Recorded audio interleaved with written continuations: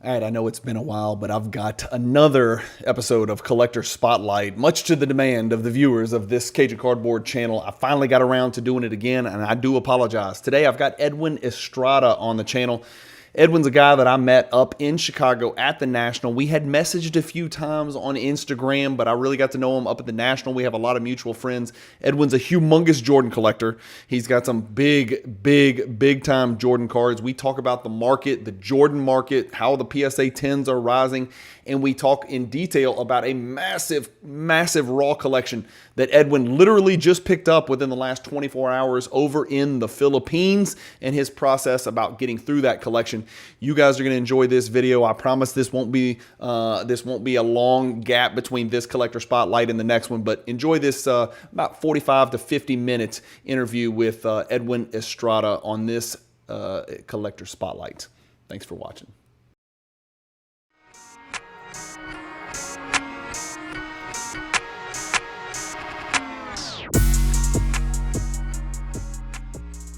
If you've got a bunch of unwanted inventory that you've been sitting on for days, weeks, months, years, ship it to Fanatics Marketplace and let them do all the work. Just make sure when you ship it, you use the promotional code Cajun, all capital letters, C-A-J-U-N. Hey guys, Bryan with Cajun Cardboard coming at you from the great state of Louisiana. And I have Edwin Estrada on the channel today. It's been a bit, but we've got another episode of Collector Spotlight. Edwin, welcome to the channel. How are you? Thank you. I appreciate you having me on. Edwin, we got a chance to meet through some mutual friends in Chicago for the first time. I'd seen you on Instagram, your double E underscore sports cards. Is that right? Did I get that right?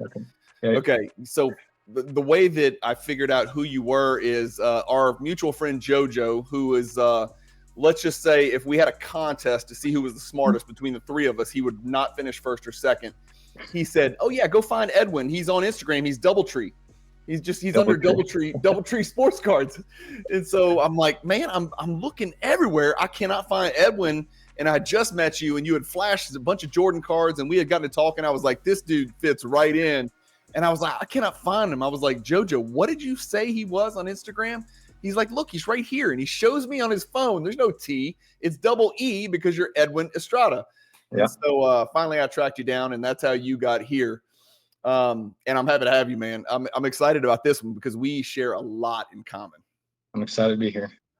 You were traveling leading up this. Like, were you in another country like all the way up until a few hours ago? Talk me through that. What's been going on in your last 24 hours? 15 hours of flying in from the Philippines in Manila. I went to actually go buy a collection out there, which I did not think it was going to happen. We've been talking for about 3-4 months, and finally just pulled the trigger. And I literally just walked in the house about 2 hours ago. I'm pretty tired, but here we are. Yeah. Well, I told you, without naming names, right? We're not going to reveal any secrets here, but I spoke with the same gentleman that you bought the collection from a couple of times. Not spoke, but like, Facebook. He loved Facebook Messenger, which I don't dig very much anymore. But we went back and forth. I even spreadsheeted it. We talked through some stuff, and we just couldn't close the deal. And so I'm glad it went to somebody in the fam, man. I'm excited for you. It is the real deal, man. I mean, that's nice. The cards look good. The condition looks good to you. Did you get a chance to check them out in detail? I checked out a few. I mean, they don't look terrible. I mean, we know most of these cards are pretty fragile and sensitive, but definitely going to be sending about probably 30-40 cards to PSA. Yeah. Well, the beautiful thing is, I know if it's the same list that I looked at, which I'm sure it is, there's a bunch of cards in there that are not. It's not like if it looks like a 10, I'll grade it. If it doesn't, I won't. No, you got some big boy cards in there. If it comes back at 8, that's a big card. There's some big ass Jordan, and it's all Jordan, right? I mean, is it all Jordan top to bottom, or did you pick up some other stuff? They're all Jordan. He threw a few Pippins, but they're all Jordan. Music to my ears. Music to my ears. All right, let's tell people who you are. We're here talking about a collection that you beat me to, but let's talk about who you are. You're Edwin Estrada. You're double E, all one word, underscore sports cards on Instagram. Just tell us kind of generally who you are, what you do in the hobby, what it is you collect. And we know you're, well, I know, but the people don't. You're in Germany right now, but you don't sound German at all. No, definitely not German. So military for 12 years now. is what brought me to Germany. And I'm a pretty new collector, honestly. I've been in the hobby for about 2 years and into the Jordan market for about 1 year. And JoJo's who shout out to JoJo. He's the one who's been guiding me and helping me since the start of this Jordan journey. So, yeah, I mean, I'm an avid Jordan collector. He's kind of got me on that PSA 10 trend, and I'm always looking to buy and sell and trade. But recently, just kind of got into it pretty heavy. I got a good friend in Mexico who, we both invest into Jordan. Every time we get a chance to upgrade, we upgrade. But if I could keep them all, I would. But I had to sell most of my pickups from the National just to pick up this collection I just bought in the Philippines. I ask everybody this that's on the channel, and I've got to, it's always a sliding scale, right? Everybody is a percentage collector and a percentage investor. Some people swear they're 100% collector. They're going to die with their cards. It's going in their casket, right? Some people are unabashedly investors only. Like, I am in this thing for the money. I don't have a problem with either. And I think the hobby ecosystem needs both. Usually it's a sliding scale. If we got to create a pie chart and cut it up, collector, investor, what percentage of each do you think you are, Edwin? About 50-50. I use what I can flip to pay for my PC. So yeah, and just Jordan moves so easy that I use that money that I profit to buy what I actually really want to keep in my collection. Yeah. It sounds like you do kind of what I do. It's like I call it, I mean, it's not like I created this, but it's like I invest to collect, right? I am my ultimate prize is I want to grow my card collection, primarily Jordan, but I do collect other stuff. I collect soccer, which I know is huge over there in Germany, but I want to grow my Jordan collection. So I invest in usually Jordans, but all cards in order to profit and to reallocate those profits into improving my Michael Jordan collection, because we're in competition, with everybody around the world for Jordan cards, man. You're in Germany and we're sitting here talking. I'm in freaking Baton Rouge, Louisiana. There's probably as many Michael Jordan card collectors in Germany as there are in Baton Rouge, Louisiana, which we could both probably count on one hand. Do you have a lot of guys that do Jordan stuff that are in Germany that Is there any? Actually, there's probably only 5 that I've met. A lot of them are down in Austria, then obviously, other surrounding countries. But no, it's mainly soccer out here, and I haven't met too many Jordan collectors. Are you 100% Jordan right now? Yeah. Okay. I love that. I love that. I love that attack. When people come to me, like I've got a dinner set up tonight at 8:15 with some young guys in their 20s here in Louisiana. They're like, we want to get in sports cars. I was like, okay.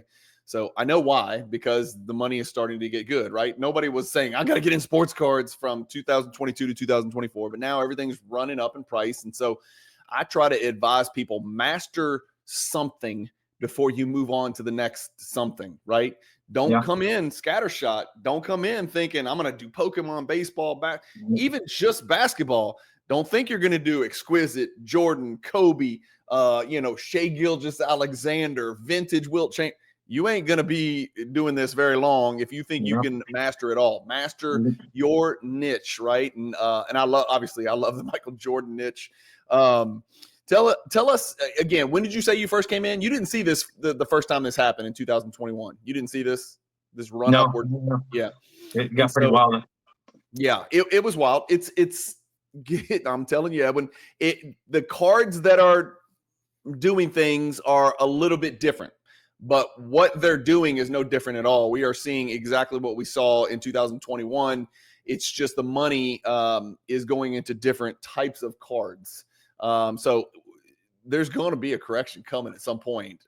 You've heard about 2021. What are your thoughts on how fast the Jordan stuff that you and I love so much? What do you think about how fast the price is going up on those cards? It honestly, it worries me, but if we're investing long-term into Jordan, it doesn't worry me, because if it crashes and if it goes down, I think Jordan will be one of the least affected. Obviously vintage stuff as well, but hold it for a couple of years and it'll be back where it was. So it doesn't worry me too much. But if you're in this strictly just to flip cards, and you might want to probably let go of some of your bigger stuff if if you're all your money's in one or two cards. Is there a price for everything in your collection? Meaning, is there anything where, old Cajun Cardboard hits you with a message, tomorrow morning, hey man, look, I know you got it. I know it's your favorite card. I know it's your biggest card, but here's my number. Is everything for sale in Edwin's collection, or are there some things like there's no number? I'd say my Scorn Kings complete set, there's no number. What else? My clear dunk is probably, I'd say there's no more than 10 left that I've seen, because most of them are yellowed. Yeah. PSA 10. I got offered wild numbers like 30,000, I think it was. When'd you get into that Dunk and Go Nuts? That's a card that's been on the tip of people's tongues lately. I talk about it a lot, Edwin. And you got a crystal clear PSA 10. You got me beat. I don't have that. I got a pretty good looking 9.5, but I don't have what you got. That's a card. When did you get into that card? I got it when it was right around 10 to 12. So I got it at 11 for 11,000. It's 2.5, maybe 3. It's pushing 23 now, yet with yellowed copies. Yeah. So okay. I'm just worried it's going to turn yellow is what I'm worried about. Yeah.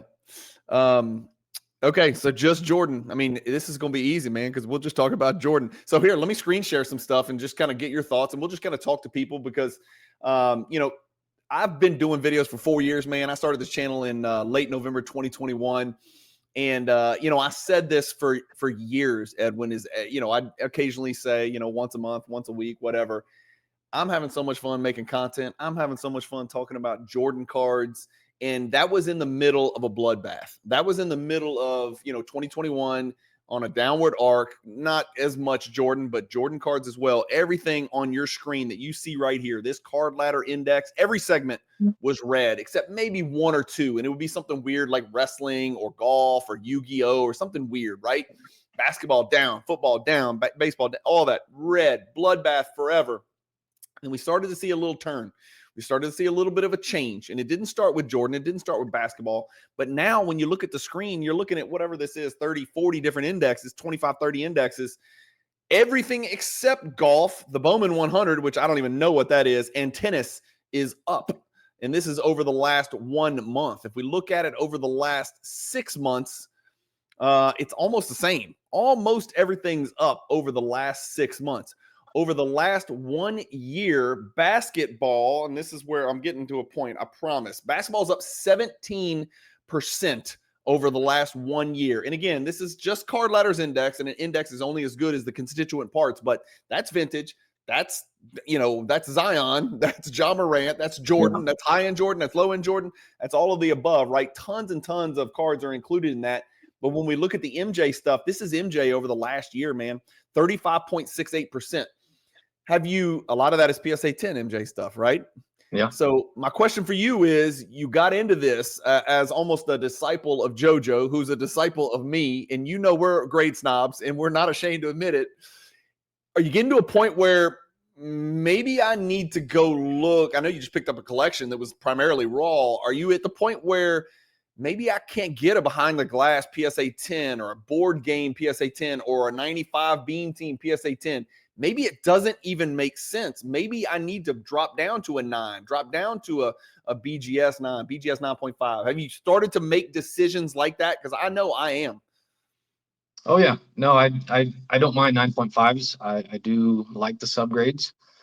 And when prices, kind of fall back down and they're affordable and I can get them in the PSA 10, I definitely will upgrade. I don't mind the 9.5s at all. Okay, so you're not a PSA 10 or bust. When you came in, you probably were. I was kind of, and then I started to realize, I was like, damn, not only, if I saw it, I couldn't buy it because I feel like, 10 to 1, 12 to 1 ratio between PSA 10, PSA 9, or PSA 10, BGS 9.5. My brain, the logic it's not clicking. I'm like, I can't do that. Not only that, but I also just don't see half these damn things in PSA 10 anymore because I do believe, Edwin, the cards are finding themselves into the hands of more and more collectors. Every year we do this. Every year I talk about this. Every time I hit record, there's fewer and fewer meaningful Michael Jordan cards in PSA 10 in the hands of flippers or long-term investors, right? They're finding their way into collectors' hands. And so somebody just messaged me about, you know, do you know, this was the message. You ready? I'm not going to say who it was, but it's somebody that watches the channel, and I've seen they got good cards, right? This was the message. I could go read it off my phone, but I got it on silent across the room.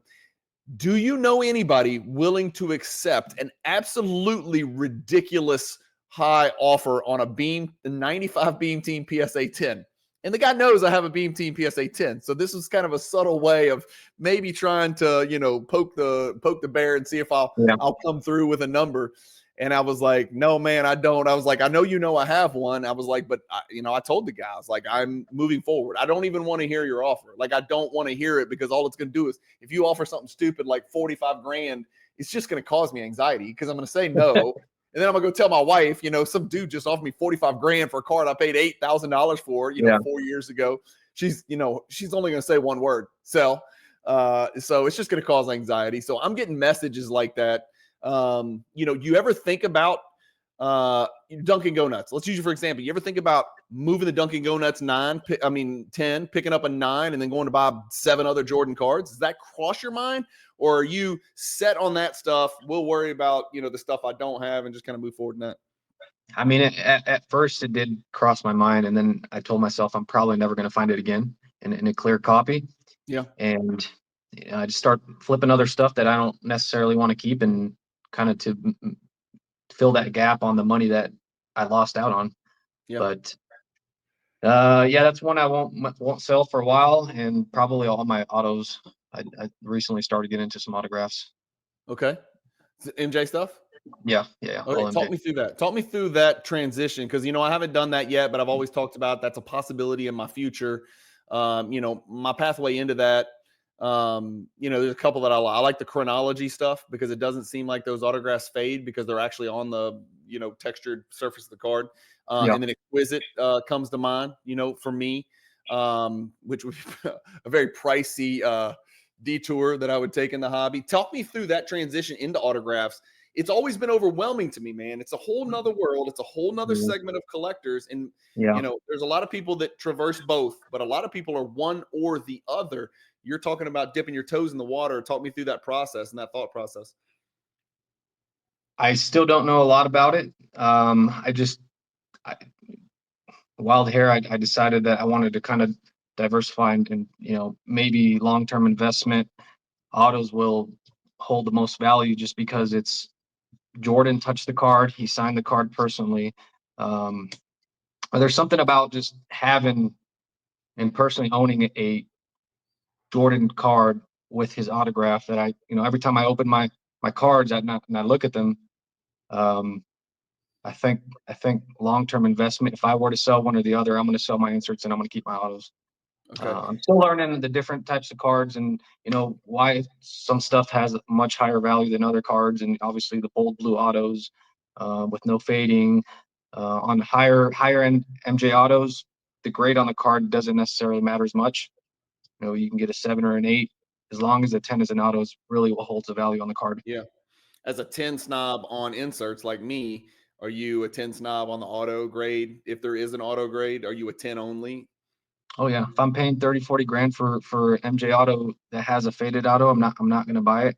Yes. No. It has to, because over time they do start fading. Once they start fading, I don't want to own a $40,000 card with a completely faded autograph. Right.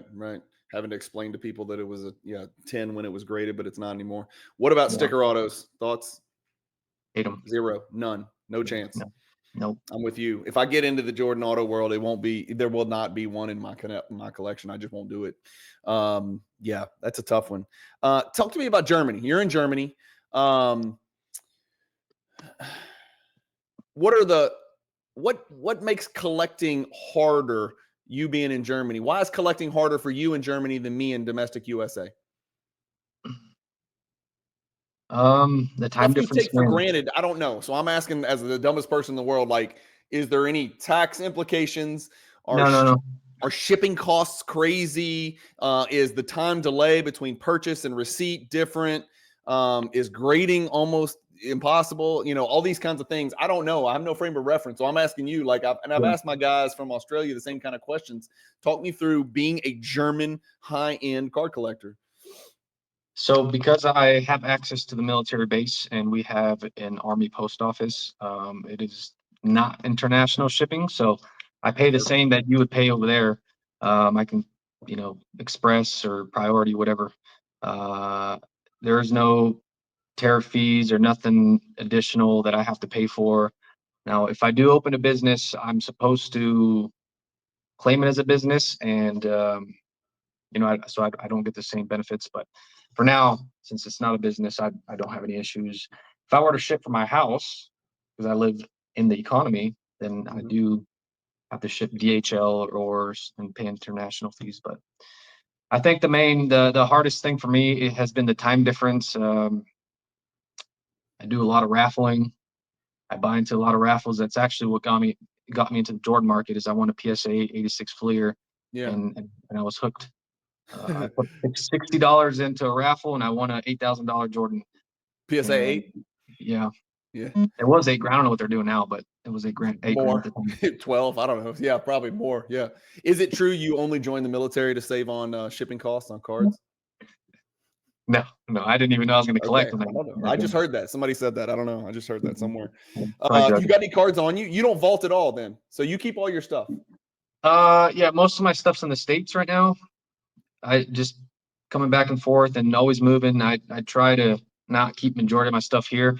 I do have what I picked up at the National. Yeah, show us. Well, a couple things. Whoops. Hold on. Let's go here. Let me get you bigger on the screen there. There you go. Okay. Yeah. That's actually my only non-Jordan that I have here. Yep. Your Kobe Take It to .net PSA 10 serial number to 1,000. Love it. And the Jordan Take to the Net, which I actually just sold.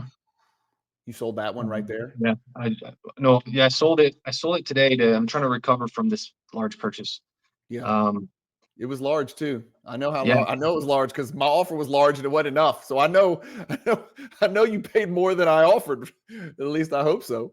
Yeah, I think March was the last sell on it for I want to say 14,000, right around there. So I'm debating it. And I don't know if I should. What's your experience? Should I hit up Alter to see if they can put that new price on the market? Say it again. So if you do a private sale, is there a way to contact Alt or whoever? Card Ladder, I know. I mean, I'm an affiliate partner with Card Ladder. I don't know how Alt does it, but like if you want to report a private sale, and again, man, look, I think 1% of 1% of 1% of private sales are reported to any sales data, Card Ladder, market movers, whatever. I think it's a drop of water in the ocean. But they vet it now. If you report it, you don't have to vet that thing. You're going to have to show money left you, money arrived there, show the card, cert number, all that stuff. They'll contact buyer, they'll contact seller. So they don't just, take people's word for it. But if you wanted to report it, I'll get you to the powers that be over at Card Ladder. Chris Hoge. So you just kind of message Chris and say, hey, look, I did this deal. This is what the card's worth. I just did an arm's length transaction. What do you need for me to include this as a private sale in there or whatever? So you can. You know what? I mean, and again, I use comps and we all use comps, and I wish I had time to report every private sale that I did, but damn it, that's impossible. I mean, you bought 8 cards from me a couple weeks ago, and you're right, the shipping was nothing. Like I shipped them straight from my Fanatics Vault to you. It wasn't international shipping, and the price wasn't really that bad. I mean, it was up there because you bought some good cards, so the insurance was the big part of it. It wasn't the distance to Germany. But man, I can't report every private sale, I wish it was. In a perfect world, we would always know. But I mean, so many, I'd say a much higher percentage of sales right now than ever before are private sales because Edwin's getting so easy. The community's getting so tightly knit. Like I won't even, I love Fanatics, but if I had a $12,000 card, I'm not just, again, I'm an affiliate partner with Fanatics. I'm not just going to send the card to Fanatics and say, hey, go for it. I'm going to call you. I'm going to call JoJo. I'm going to call 11 other people that I know that would be interested in the card. And I'm going to try to get a deal done privately so I don't pay anybody any fees. I love Fanatics, but I don't love Fanatics more than I love myself. So let's put the money in our pocket. You know what I mean? Yeah, that's cool. You never have any issues being in Germany dealing with people on private sales at all, especially with the access to the military shipping and all that stuff. No concern at all. Yeah. And it's funny, man. I do deals like I bought the collection you just bought. I bought a very similar dollar value collection from Australia not long ago, and 557 Jordan cards, all graded, 500 PSA 10s. I never took possession of a single card. The cards were shipped. I created a FedEx Priority International shipping label, and the seller who watched my channel and who I knew was a big dog, he used to be a really big dog in the Jordan world, shipped it all to my Fanatics Vault. They all arrived to my Fanatics Vault. We uploaded it. I did all kinds of fun, crazy content, which people love. And then I put some of them in the weekly auctions. I put some of them in the buy it now. And they're, the buy it now selling 3-4 a day for all-time highs. The auctions are going off, on the lower end cards. I never touch these cards, man. The hobby's changed so much just in the last 5-6 years. Like I would never have done that. I would never have trusted that process. There was not enough eyeballs on Fanatics, on Golden, on Alt, on My Slabs, on all these other places 5, 6, 7 years ago. A lot of stuff's changed, and you probably take it for granted because when you got in, it's like, yeah, these are my options, but 7, 8 years ago, it wasn't like that, man. eBay was the way to go. eBay was everything. That's where you would sell a card to get the max value. But Instagram's brought a lot of people together. What else? Hierarchy Project. You familiar with it? Did you look at it? Did you need it? Do you care about it? You know anything about it? I do. I mean, I watched quite a few of your videos. That's honestly you and Jojo who guided me in the last probably 8 to 12 months since I started. But I got the poster from you, and my buddy from Mexico, he took it with him, so I might have to buy another one from you. Okay. Tier four is really what I've been digging into right now, and I think that's just the cards that have the most potential for growth right now, because a lot of the other stuff is drying up. Like you were saying, it's going in big collectors' hands, and they're not moving them, they're not selling them. So tier four, I've noticed a big increase. Even if they're pop 120, pop 150, they're still going up. Yeah.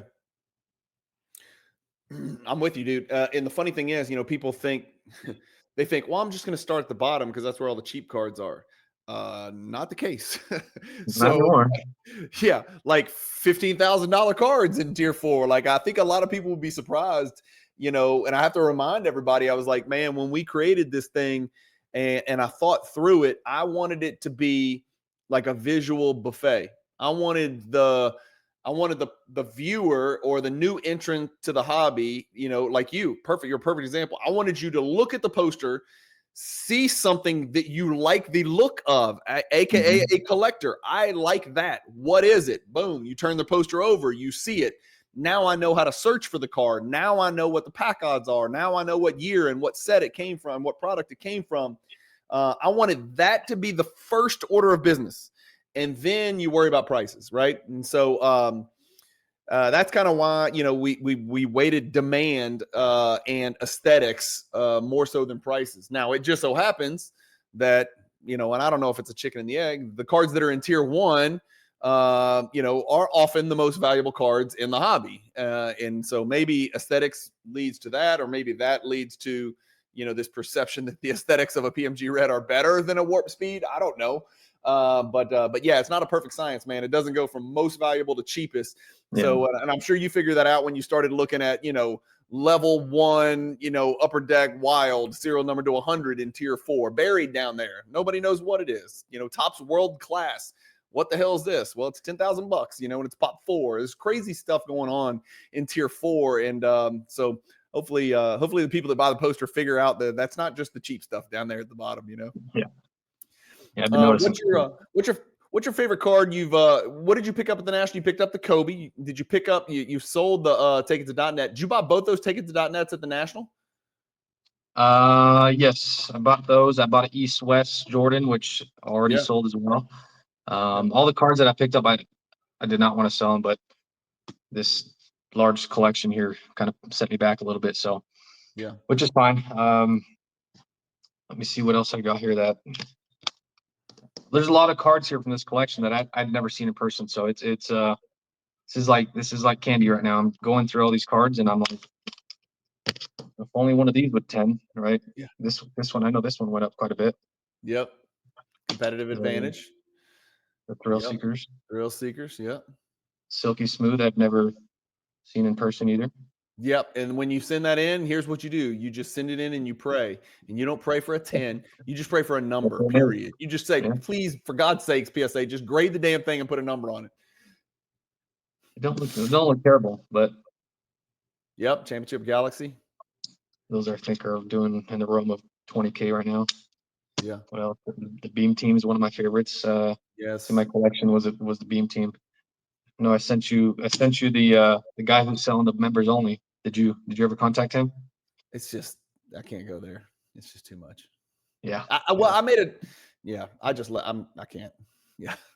I'm also buying. I actually was negotiating a collection again yesterday. It's like every time I try to put some money together, to go chase a card that I don't have in the hierarchy, somebody messages me, saying, hey, I was watching your channel and heard you buy collections. I've got, these zillion cards. Are you interested? And then, I get sidetracked. So I'm constantly buying collections. My money's going to that and grading, if it's a raw one. So you're going to have look, I saw the list of that collection. You're going to have an absolute blast. Even if PSA is not perfect, and they won't be. So expect some ups and downs. It's still going to be amazing. And it's going to be a great feeling. And so many of the, every single card you just flashed, if it comes back to PSA 8, that's a card, man. That's a damn card, From raw to PSA, a lot of these grads go up $1,000 to $2,000, $3,000. So wins. Those are wins. That's right. That's right. What's the next Jordan? What's the next big Jordan card on your target list? Anything in particular? Anything you can think of? It's like, man, I've been putting this thing off. This is the card that I want next. It doesn't have to be a tier 1 or a tier 2 or anything. Just anything out there that caught your eye recently where you're like, you know what? Let me go look eBay. Let me go put something out on Instagram. See if I can find one of these things. It's not a big card, but actually got it raw here, and for some reason I had a hard time finding it, but it's the Legacies. So yeah, beautiful card, very shiny. I think it's very undervalued right now. PSA 10 I think is doing about 5-6K. Yeah, not a refractor. Looks like a refractor. It's kind of like the high risers. Not a refractor. Looks just like a refractor. Hard to grade. Not that many 10s out there. I think it's like top 45. It is. Yep. What's your favorite 90s insert set? Just your favorite set generally. Well, as it was Scoring Kings. I know. I was just about to say it's got to be Scoring Kings. Yeah. How many of y'all now, Edwin? Because I had the set, right? Well, now you got a bonus one. I'm sure that'll get a 10 too, right? Hey, what? I used to have that Scoring Kings PSA 10 set, and of course I moved it to Monk's cards, and you got. I think you got a chance to meet Steve up there, huh? You met Steve. No. Monk's cards, Steve Davis, who's got the Scoring King set. No, okay. I've talked to him on Instagram. I have to make sure y'all meet. He's a great dude, one of my best friends here in Louisiana, and he's got the Scoring Kings PSA 10 set. When I told him the other day, I was like, hey man, I don't know if he doesn't pay attention to auctions like we do.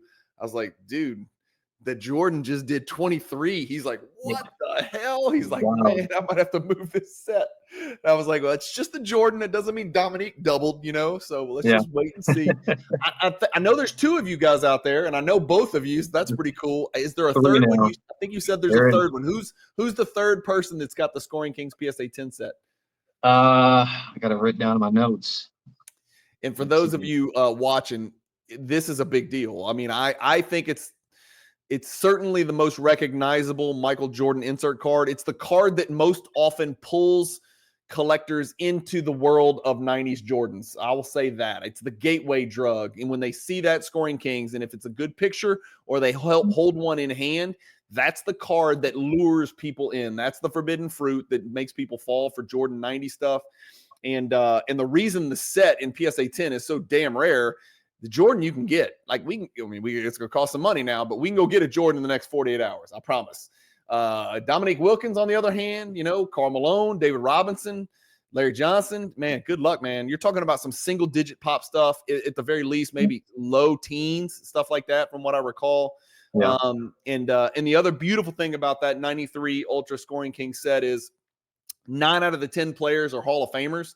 And the one that's not is Larry Johnson, who was a freaking animal, and he was very collectible, and he's got a personality, and he had a alter ego, grandmama. And so I just think, a 90% Hall of Fame rate on an insert set is pretty damn special. There's not many that are 100% out there that I can think of. Not 10 cards deep. So that set is very unique. I highly advise you to hold on to that set for a very long time, no matter what. There's not a number on that one.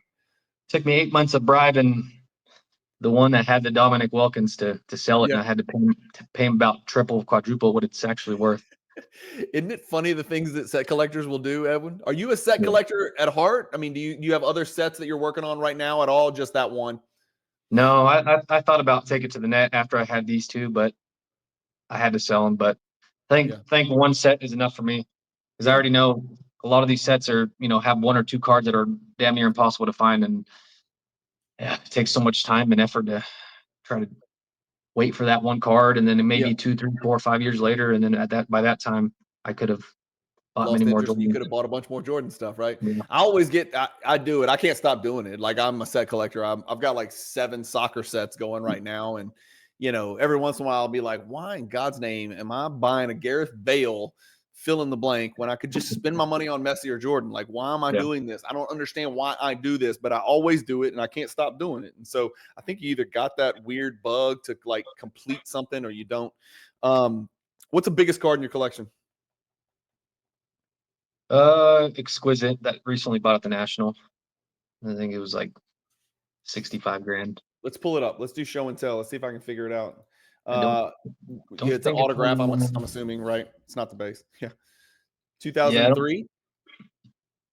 I don't think it's on my Instagram. Did I put it on there? Let me see if I have a picture here to tell you exactly which one it is. Let's pull it up. Thousands and thousands of pictures of Jordan in my gallery. Now's a good time to screen share your Instagram page. There he is. So make sure y'all go follow him. He's got Edwin's got 1,400. You'll be 14,000 after this video, man. You'll be famous. Go follow him. It's not DoubleTree. It's double E with no space _ sports cards. There he is on your screen. And go follow him. There's a picture of the beautiful Scoring Kings PSA 10. Like I said, that's the one. That's the forbidden fruit. That's what draws people in to the 90s Jordan collecting more than any other card, in my opinion, more than any other card. Some great stuff here. What are these slab guards that you use? I know there's a bunch of different types out there. I don't mess with them because I vault everything. What are they called? What brand is it? You got a brand you recommend? What is it? Slab Mag. Slab Mag. Okay. And they come obviously in different colors. Yeah, they got different colors, and then obviously for your BGS, PSA, and different thicknesses. And I mean, I don't care too much for them, but typically when I buy a big card, it comes with a slab mag. You want to tell the terrible story about this card at the National? No, just keep going. Okay. It's not a terrible story. I mean, it's like, it's not the end of the world. Wow. Is this you right here? Yeah, that is actually another set that I completed. I forgot about that one. Electrified. No, this right here. Oh, this one. Yeah. Sold that one. And recently there was a sale. I don't know if it was paid for like 80 grand. I saw double what it, I didn't see the little check mark and card ladder, so I don't know if it was paid for. I saw it. It's a monster. There's an electrifying set right there. Actually, I raffled that set off. I do a lot of raffling. I raffled it, and the dude who won it, I think he put $120 into it. Tell me more about that. Where do you do it? Where can people find you? Talk me through that process. Is raffling the same thing as what they used to call Raz? A Raz? Yeah. You're not supposed to gamble on social media, so just use the word Raz. But yeah, I mean, a certain amount of spots for obviously a certain dollar amount to equal what the card value is. Typically a little bit over the value to kind of help cover the cost of your time. Make it worth your while. Yeah. I mean, yeah. Free. It's very time consuming, but 100 spots at $10 for a card, and people buy 1 spot or 20 spots, or some people buy really heavy and put thousands of dollars into the raffle and they still lose. So yeah, it's a gamble, obviously, but it pays off sometimes.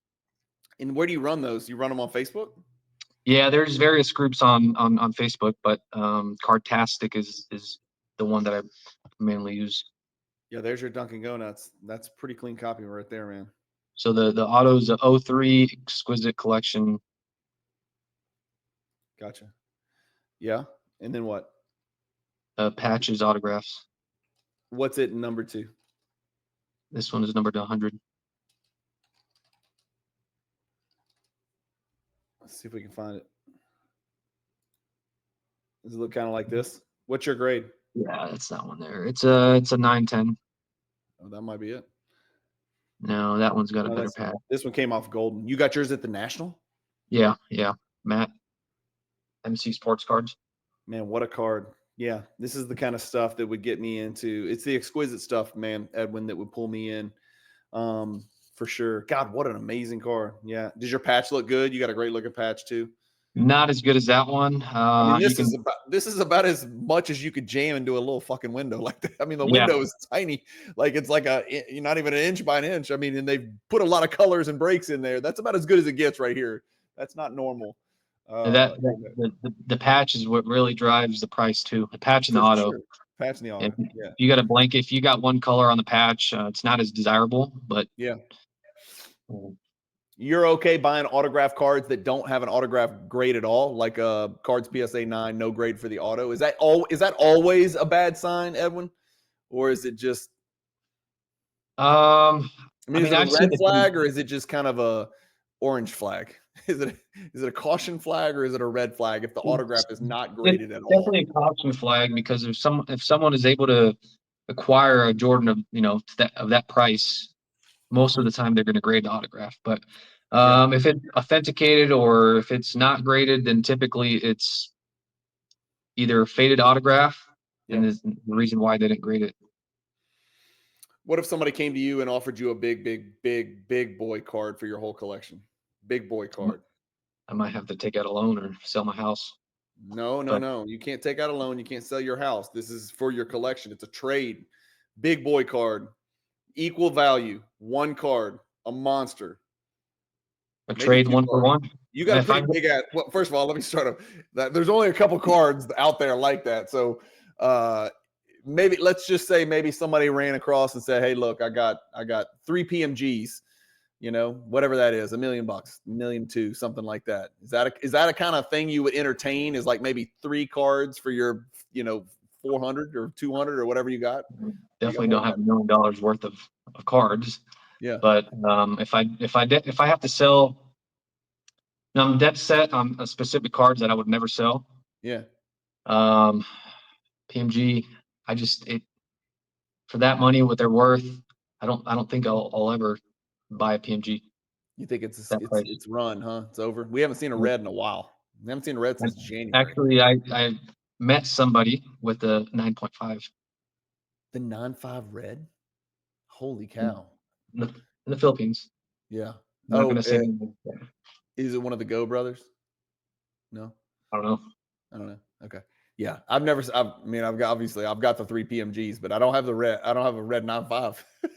I wonder if that's another great question. Would I trade all 3 of mine for the red 9.5? I don't know. I don't know what I would do.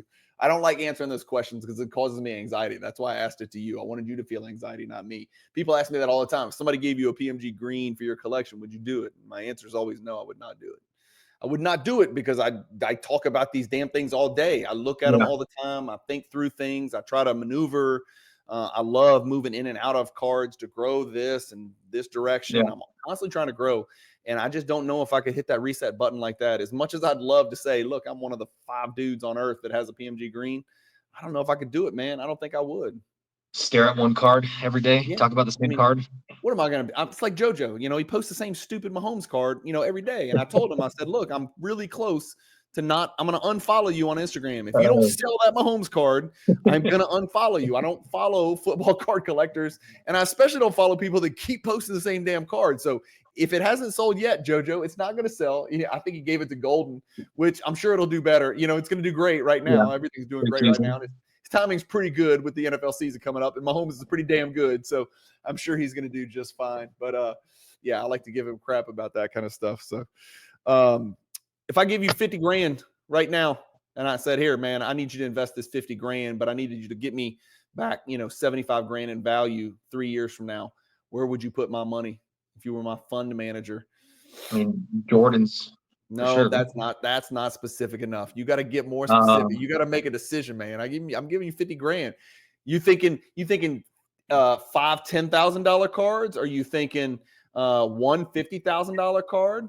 What are you thinking? No, probably, well, a bunch of them for tier 4, in the 2 to 6K range.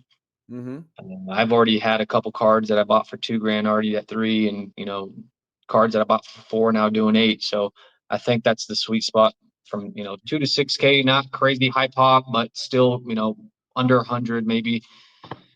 Yeah, if I can buy if I can buy 50, 60 cards instead of buying 2, 3 cards, and every time I get a chance, to sell it, to make a profit on it, I do, and then I use that money, reinvest it back into Jordan, or buy me a PT card to keep. Yeah.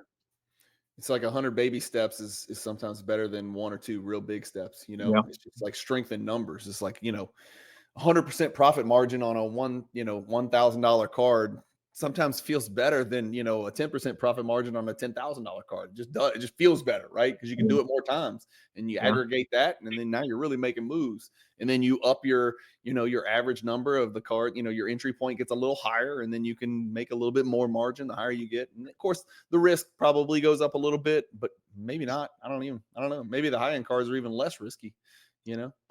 But those little ones are so liquid, man. I mean, the $2,000 to $5,000 Jordan stuff in tier 4, tier 3, the inserts and parallels stuff is so liquid, man. You can just move it anywhere. I mean, I posted and sell a card in an hour. It doesn't even matter what the card is, as long as I'm trying to get comps or whatever. Gone in an hour. Hell, it's been that way even before this year when stuff got crazy hot. What you think? You haven't been in this hobby as long as me. What's your favorite thing about the hobby? What's your absolute favorite thing about the hobby? And it's okay if you want to say profit, that's fine. No. You know what I mean? This that we got, the connections that I build in the hobby, is honestly priceless, right? Me being able to call a buddy in Australia or a buddy in the Philippines to be like, hey, can you find me this card? It's truly what keeps me in the hobby. Yeah. I know I constantly bug you for questions, stupid questions, and JoJo, and you guys have been nothing but great in helping me. But the friendships that I make along the way is really what matters to me. Isn't it crazy? I tell people this all the time, when they ask about what we do. You and I are direct competitors. Like, we want the exact same thing, Edwin. You know what I mean? But like, you're my friend. I just met you. I feel like I've known you forever. I mean, JoJo's my friend. Josh Dawson's my friend. All these people, we all want the same cards. And when it shows up, we're all thinking the same thing, but we're all really good friends and would do anything to help the other guy get to where they get. There's no cutthroat. There's no backstab, at least not amongst the people that I know. And I try to gravitate to the people that are, relatively positive in the hobby, that are trustworthy, that have got a good rep. But it's wild, man. This is one of the weird places in the world where everybody wants the same thing, but they're not fighting over it. It's not like Lord of the Flies Island where we're trying to kill each other to get these cards and would do anything to, backstab anybody to get it. It doesn't work that way, man. It just doesn't. And part of the good thing is that we don't know who we're bidding against in auctions. If we saw the names, maybe there would be some contentious stuff going on, but since we don't know who we're bidding against on auctions, that keeps it clean. But yeah, man, doing favors, the quid pro quo in this hobby is absolutely incredible. I get, I don't know, 350 probably messages about cards during a week, an average week, right? I was the guy asking 350 questions when I first got into it. So everybody who's gotten where we are, like you're going to have, after this video, you're going to have a lot of people. You're probably have people in Germany say, damn, I didn't know you were Double E was in Germany, and they're going to start asking you questions. It just works that way. And it's beautiful, man. And it just kind of builds upon itself. And I wouldn't have it any other way. You touch wax at all? You ever buy anything, seal wax ever? No, I mean, I just bought for the hell of it, EX 2000, what is it, 97? This is a sealed pack. One pack? 500. Yeah, it was a sealed slab pack. Dude, that's scary. Okay, tell me what happened. I'm assuming it wasn't great. We would have led with it. What happened? I haven't opened it. It's Oh, you got a pack right there? No. So it's on the way to me. It's the EX 2000, the 96 with what do you got? You got hot shots is in there. Not hot shots. Cut above. Yeah. Cut above's in there. You got the credentials. You got Net asset. net assets is in there. Yep. Hell, how about we just start with a damn Jordan base card? That's crazy, right? If you pull a good high grade, that's nuts. So you bought a pack. How do you know it's legit? How do you know it's not scanned? I mean, you don't worry about that crap. I mean, it's graded to start, and it's in it's graded. Okay, it's in the registry. Pulls up just fine on PSA. Gotcha. Whether it was a fake slab, I don't know. So I guess I'll find out. So you bought a graded pack and you're gonna crack it and open it, or you're just gonna crack it open? Okay, yeah. Okay, well that's one way to make sure. I mean, if it's graded, depending on when it was graded, it was probably graded before CT scanners were a thing. We can open it live later if you want. Oh man, I'll go viral. I'll be so popular. Yes, that is something we have to do on the channel. If you open that pack, please hit me back up. We'll do a YouTube short. It'll be amazing. It'll be incredible. What's one thing you would change? What's the one thing that really kind of bugs you about the hobby right now? Is there anything, whether it's a barrier to entry or just something, an inefficiency, an incongruity, a problem? Do you see any problems in the hobby that if you had a magic wand and you could say, man, let's get this out of here? It's like some people say breaking, some people say the cost of wax, some people say grading.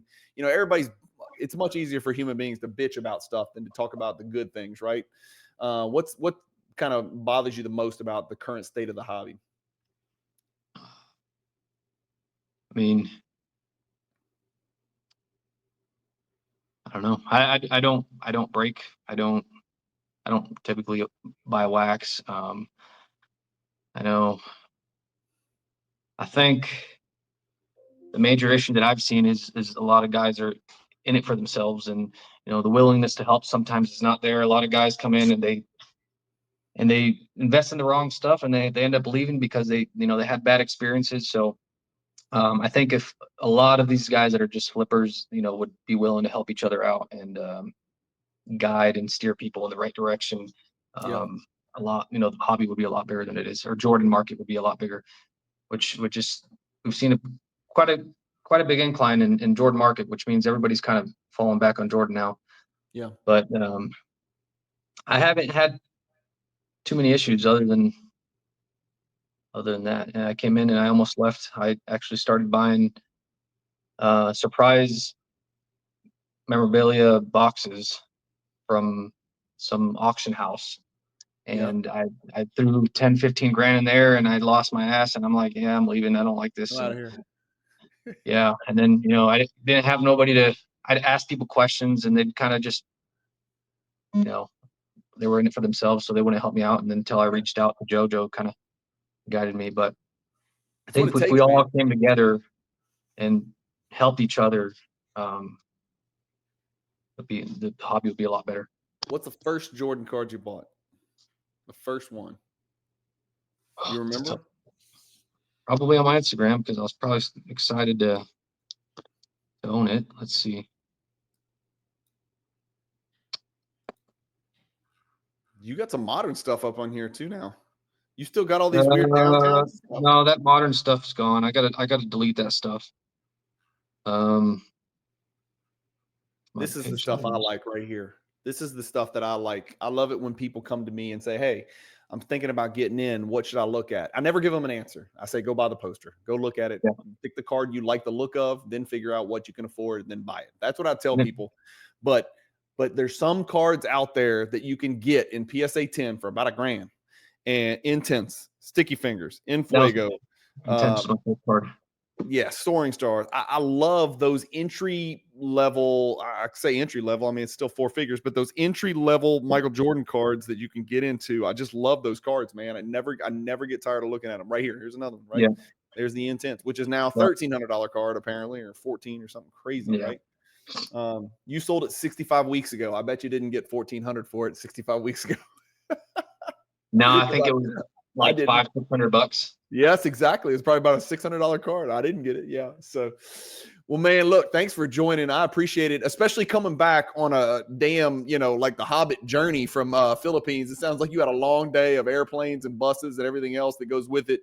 And I know you were clutching that bag tight, man, when you were traveling because you got so much precious cargo in there. I'm so excited about that raw collection. I can't wait to see it and get your grades. If you want to do a grade reveal on here, we can do it. Are you the person that looks at the grades on the email, or do you wait to actually get the package? I don't have patience. I don't either. I can't do it, man. I every time that I've got grade reveals, I've actually, looked at them on my phone. Yeah. I'm the same way. And it's funny. It either makes your day or it just absolutely ruins your day. It's coming too. One or the other. I think it's never the only one I didn't know was the one at the National that I crossed over. That one was definitely surprised, the luminescent. Yep. Which they're set a record because that one hasn't been sold in a while. Yeah, it's going to be a really big sale if that ever never goes. That's you went 1 for 4 at the National on some crazy huge cards. And that might be, that's something. We'll end on this. A lot of folks out there think, oh, I've got a quad gem, or I've got a gem plus. It's probably going to cross to PSA 10.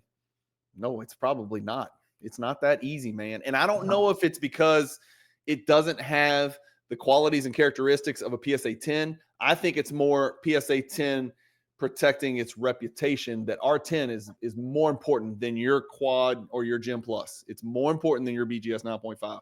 I think it's more stubbornness and spite from PSA. And again, I'm an affiliate partner of PSA technically. But more so than your card's just not quality. It's not a PSA 10 quality. No, I think it probably is. I just think they don't like to make that cross. But you went 1 for 4, and you went 1 for 4 on a big ass Jordan card. So I still think it was a win. Certainly it was a financial win, right? Yeah. So cool. Okay. All right. Double E, Edwin, Estrada, man, thanks for joining the channel so much. I appreciate you doing it on such a quick turnaround. We thought that this was going to be in jeopardy, based on your travel, your travel times, but we worked it out, man. This won't be the last time you come on the channel. I'm going to start doing more live streams. I'm going to start inviting some more people on, especially when it comes to the Jordan stuff. You're right there in the mix with all the folks that collect Jordan the same way, shape, and form that I do. So this won't be the last time you come on the channel, man. I appreciate you joining. Yeah, it was a pleasure. Thank you for having me on. I much appreciate it. Yep. Anything you ever need, you just let me know. Guys, thank you all for watching. Keep collecting. Stay positive in the hobby. And peace. Man, appreciate it.